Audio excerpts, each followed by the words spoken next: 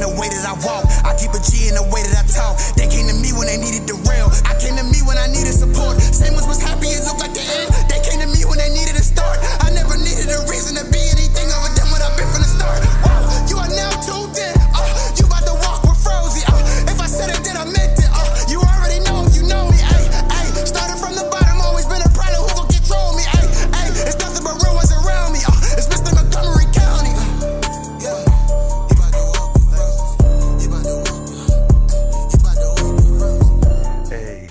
Hey, you about to walk with Frozy.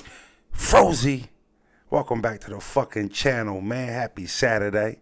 It's the weekend. Beautiful weekend. I always love the weekend. I work hard during the week, so, you know, that's usually my wind down time. I know a lot of us act like we don't wind down. Maybe I'm getting older. You know, I think you need some wind down time, right? Got to be able to chill, especially when you're going on 10 all week. You hard workers, you 9-to-5ers, you know what I mean? Sometimes you're putting in 50 hours a week. For y'all, man, families at home, kids and shit like that, we got to find some wind down time. I don't give a fuck if it's golf, little Xbox, right? Little racquetball, you know what I mean? Little tennis. I don't know what you do. Whatever floats your boat, right? But welcome to the first episode of Flowers from Froze, Episode 1. Yes, this is a new segment, and I think we got the perfect battler to start this new segment with. And obviously, you see the hat. I'm a Phillies fan. I wouldn't be wearing this hat for any other fucking reason other than if I'm about to talk to Hitman Holla. Yeah. Fuck he talking about. You know what I mean? Shout out to the Lou and all that. Thought he was the perfect battler to start with. Did you know he wasn't even Hitman Holla at first? He was Young Holla.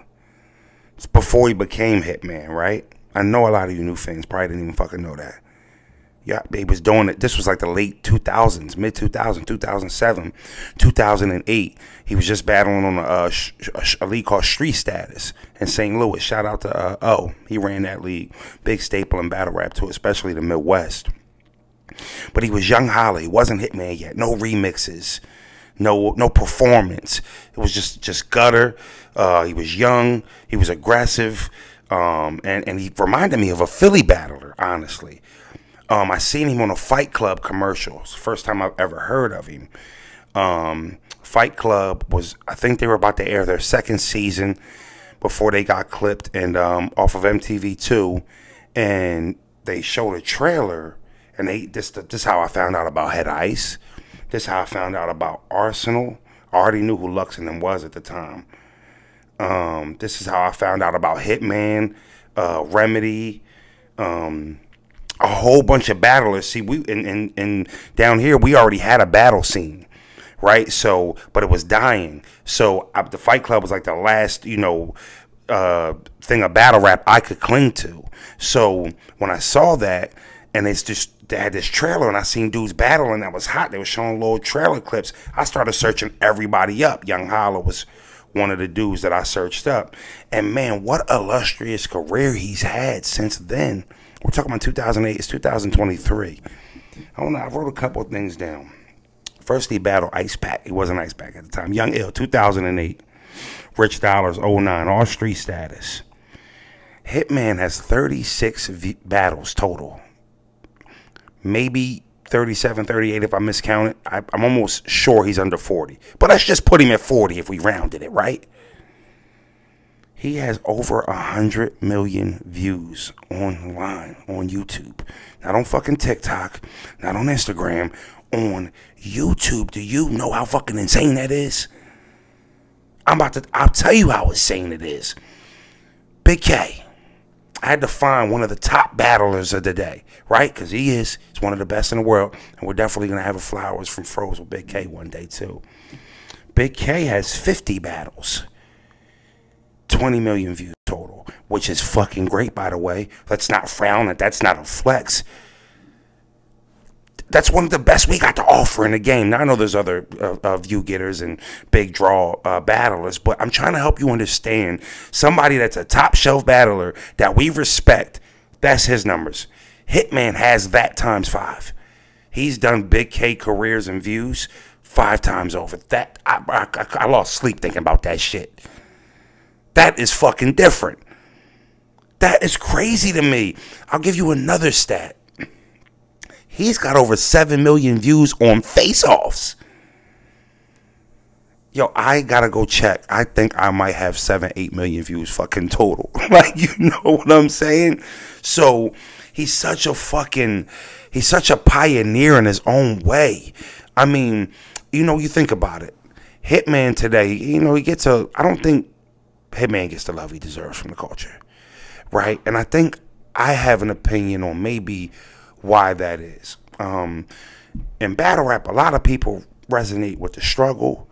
And, you know, struggle rap, you know, rapping about, you know, where we come from or inner cities or some type of, you know, misfortune or hardship we had to get through to where we are today, right? So how many fucking battlers got that story?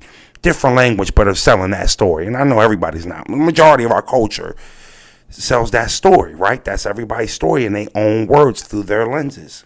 Hitman had that same story that he came from, right? And when he made it to a whole new stratosphere as far as notoriety and income and just who he was as a brand, when he battled less, but when he would come back to battle rap, sometimes that you would hear, you know, he shining diamonds and shit, you know what I mean? Flashy, 100 niggas with him from the loo. Don't mention money with him, he'll hurt your feelings. But I think battle rap fans, a lot of fans stopped being able to resonate with that. Like, damn, he dissing me. I don't got 100. I ain't do 230,000 last week in trucks. Damn, holla. I can't relate to that. I never touched that type of money, Hitman's. He's on TV every day. I don't think that's a reason to fall out of touch with how much impact he's had on the culture as we see it today. How far he's might have just pulled the culture by himself with his own viewership. That's probably a stat we could never figure out. But you can look at the numbers and only imagine. Damn, I wonder how far Hitman has took battle rap just by him solo. Because obviously everybody that's a top shelf battler has had a hand in that, right? But to some capacity, I'm sure he has pulled battle rap, you know, as a brand himself into new heights where, you know, where it might not have been if we didn't have a Hitman. Let me tell you a fucking story about how powerful Hitman was, right? 2010, December 25th, Christmas Day.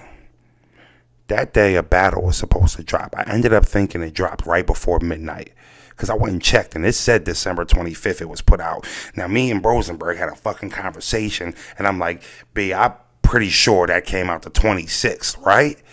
But the date says the 25th. That was probably the first mega match in battle rap history.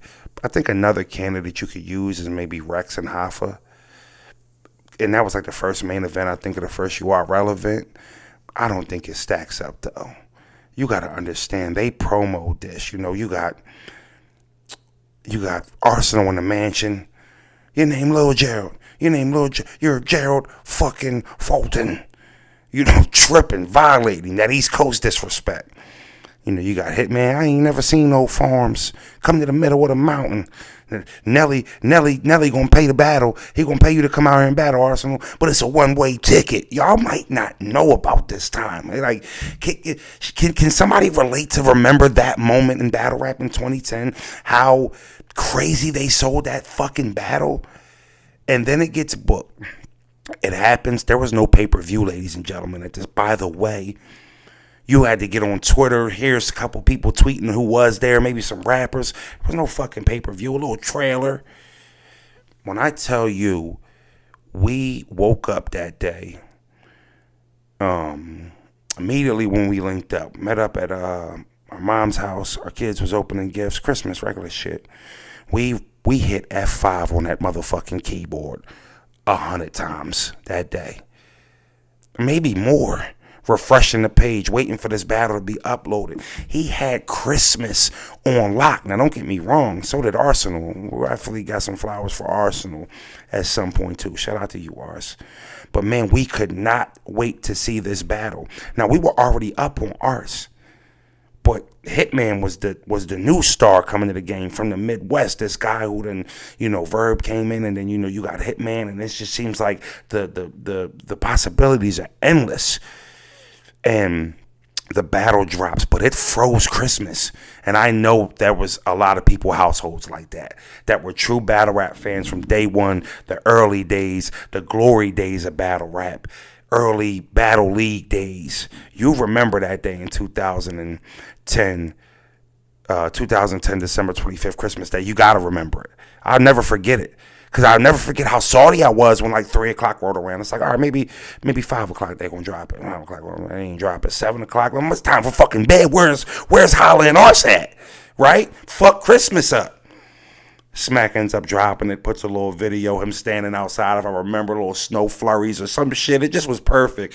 I think he even apologized for the delay. That's the power he had, though, back then. He was a part of that, right? And then he goes, you know how many battlers got their first million views with Hitman? Their first million view battles, there's a few. There's definitely a few guys who have got their first million views from Hitman. He had a mega battle with Averb. Just so many mega battles.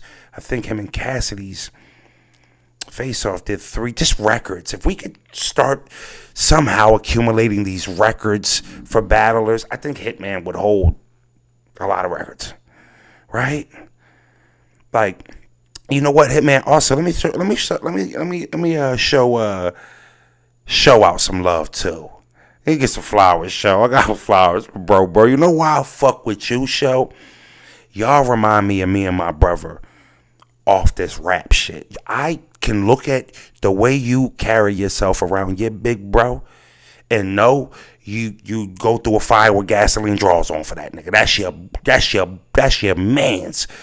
Me and my brother is that close too. I always fuck with that dynamic of y'all relationship. Now, Rosenberg too gangster. He ain't cool enough to get on camera, and I don't know why he wasn't cool enough to come up with the remix idea, right? He involved in every fucking thing else. He couldn't think of remixing. And that's another thing, the remix. Yo, that is probably also top 5, top 10 most powerful moves in battle rap. Holla can pull that out of any round at a point in time and just completely steal the round. Right? You was cooking all round. Holla, I might have got this round. He says something. Well, fuck it, I'ma remix it. Oh, fucking building go haywire.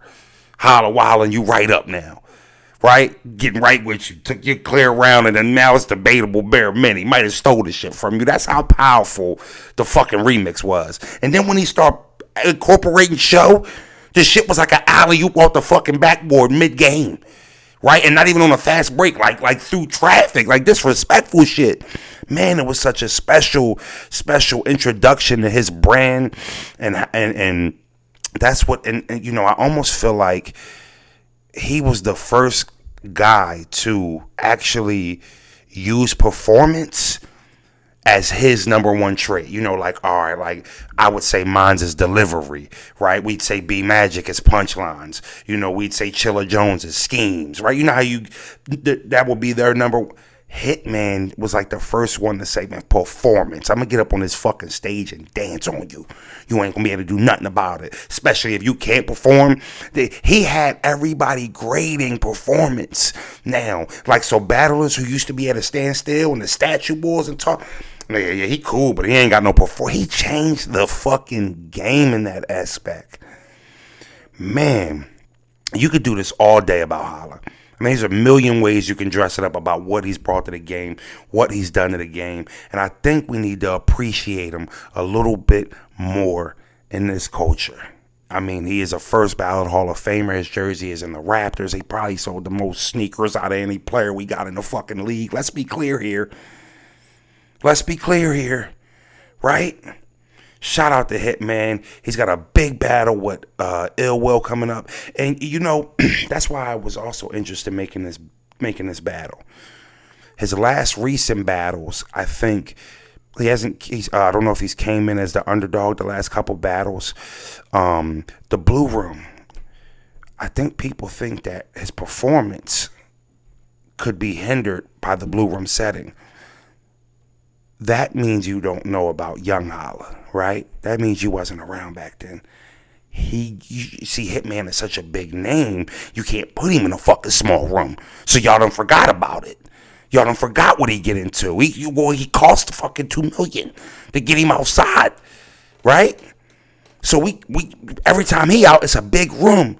Holla gets different in the small rooms also. So that was my flowers from Froze to you, Hitman. Congratulations to all your success.